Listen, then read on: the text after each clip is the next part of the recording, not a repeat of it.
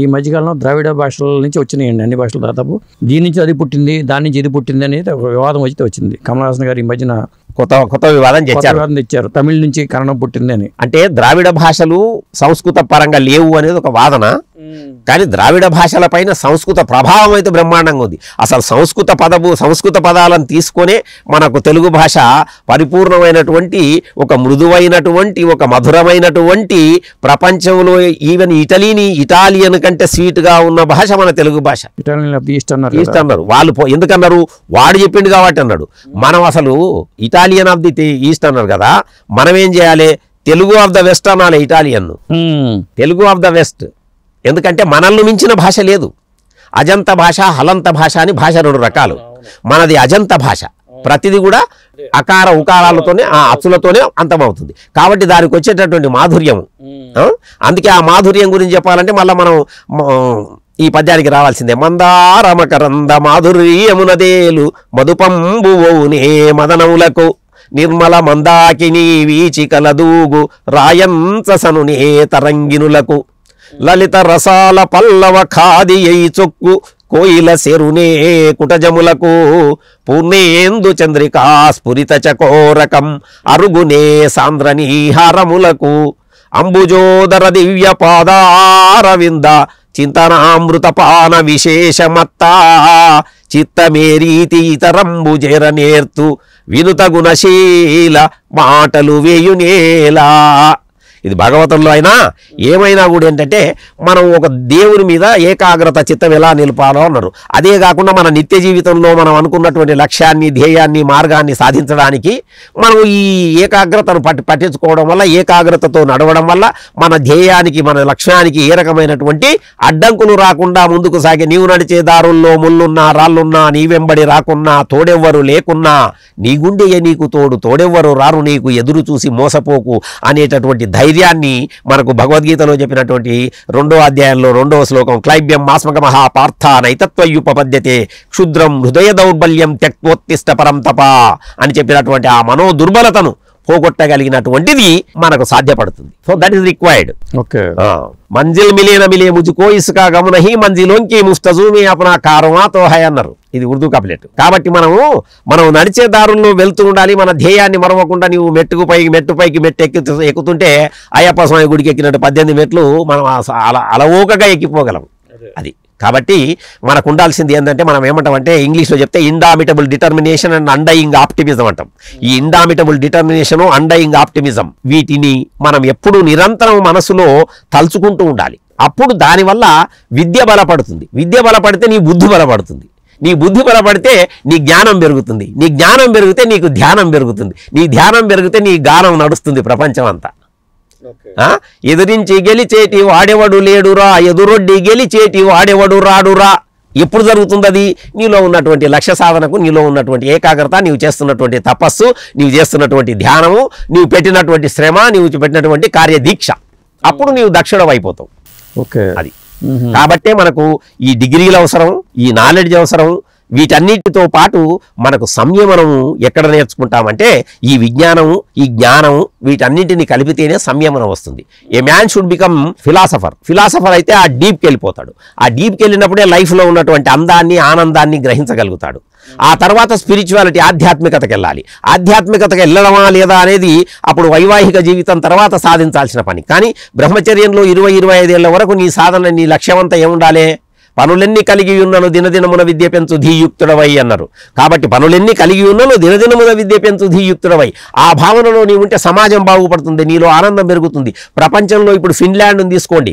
ఫిన్లాండ్లో ఏమంటారు, అందరూ చాలా సంతోషంగా ఉన్నారు ప్రపంచంలో అని యుఎన్ఓ హ్యూమన్ దాంట్లో చెప్పారు, మరి హ్యూమన్ ఇండెక్స్లో. మరి దానికి మన దేశంలో కూడా అందరం ఆనందంగా ఉండాలంటే భాషలు నేర్వకున్న అవమానము న్యూనము మానభంగమున్నన్నారు మన కవులు. కాళిదాస్ ఏమన్నాడు, కావ్యశాస్త్ర వినోదేన కాలో గచ్చది పండితాహ అన్నాడు. కాబట్టి కావ్యాలు, శాస్త్రాలు ultimately what you will gain the knowledge, and knowledge will give you the ultimate happiness. If not eternal knowledge కాకపోయినా, లేకపోతే ఎటర్నిటీ కాకపోయినా, బ్లిస్ఫుల్నెస్ రాకపోయినా నీలో, కానీ అది అల్టిమేట్ సాటిస్ఫాక్షన్ ఇస్తుంది, కాంటెంట్మెంట్. మనకు కావాల్సింది ఏంటి? తృప్తి. అది ఆ కాంటెంట్మెంట్ రావడం కోసం మనం విద్యను ఎంత సంపాదించుకుంటే అంత మంచిది. దానివల్ల ఇంకొకటి, నీ మనస్సు ఎప్పుడు కూడా ఈ అనవసరమైనటువంటి విషయాలపై లగ్నం కాదు. మనిషి జూదరైపోతున్నాడు. ఎందుకంటే ఈ 6 గుణాలు అరిషడ్ వర్గం ఏం చేస్తుంది మనిషిని? కామ క్రోధ మద లోబుకి జబులగు మనమే కాన్ తబులగు పండితు మూరఖౌ తులసి ఏక సమాన్ అన్నాడు. కాబట్టి ఈ కామ క్రోధ మదలోభ మాత్సర్యాలు they will always try to camouflage a person under any circumstances and they are the easiest lubricants. So వాటిని మనం తట్టుకోవాలి అంటే, నీవు గట్టెక్కి నిలవాలి అంటే, వీటన్నిటినీ సాధించుకోగలిగితే you will control. Senses cannot be wiped out. వాటిని మనం పూర్తిగా తుడిచిపెట్టలేము, but you can control them. For controlling you need the knowledge and you need the contentment ఉన్నప్పుడే నీకు కంట్రోల్ వస్తుంది. ఆ కాంటెన్షన్, ఆ ఇంటెన్షన్ ఉంటేనే ఈ కాంటెంట్మెంట్ ఉంటుంది. ఆ కాంటెంట్మెంట్ ఉంటే కంట్రోల్ వస్తుంది.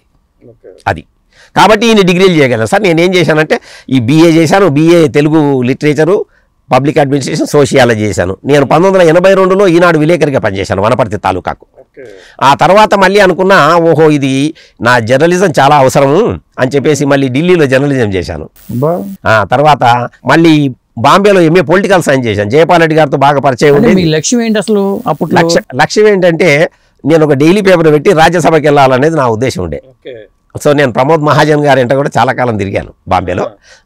తర్వాత తెలుగు ఆర్గనైజేషన్స్ అన్నిటికీ నేను జనరల్ సెక్రటరీగా ఆంధ్ర మహాసభ అనే దానికి చాలా కాలం ఉన్నాను. తర్వాత అనేక సంస్థలకు నేను అడ్వైజర్గా ఉన్నాను. తర్వాత దాదాపుగా ఒక 2-3 వేల సభలు నిర్వహించాను.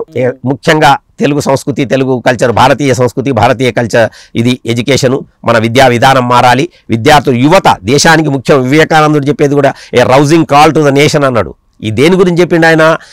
ఎప్పుడైతే ఏ దేశం యువత అయితే శక్తివంతంగా ఉంటుందో ఆ దేశమే శక్తివంతంగా ఉంటుంది. ఇప్పుడు ఈరోజు మోదీ గారు చెప్పేది కూడా అదే మనకు ప్రపంచంలో. ఎందుకంటే మా దేశంలో ఉన్న యువశక్తి అసలైన శక్తి ఈరోజు ప్రపంచంలో ఏ దేశానికి లేదు.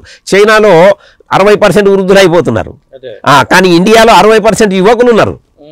బిలో 40-45 ఇయర్స్ 60% ఉన్నారు. 36 కోట్ల విద్యార్థులు ఉన్నారు. As on today in India 15 లక్షల స్కూళ్ళు, కాలేజీలు ఉంటే 36 కోట్ల మంది విద్యార్థులు ఉన్నారు. That is the strength of real India. అందుకే మనం ప్రపంచాన్ని గడగడలాడించగలిగినటువంటి శక్తి ఎక్కడి నుంచి వస్తుందా అంటే దట్ ఈస్ ద యువశక్తి, youth power. Youth power is the real power. అది దాన్ని మనం ఉపయోగిస్తాం. ఇంటికి పత్రిక పెట్టారా మీరు? పత్రిక పెట్టాలనుకున్నాను. పత్రిక పెట్టాను సార్. మా మిసెస్ డాక్టర్ మంజులారెడ్డి అని, ఆమె పేరు మీద అన్ని పేపర్లు తీసి. ఎక్కడ ఉంటారు? బాంబేలో ఉంటారు. బాంబేలో ప్రపంచంలో నేడు అని దాదాపులో పెట్టాను. ఇప్పుడు స్థిరపడింది కూడా బాంబేనా? ఇక్కడికి వచ్చేసారు. హైదరాబాద్ భాగ్యనగరం వచ్చేసాను. ఓకే, ఇది భాగ్యనగరం కదా మనది.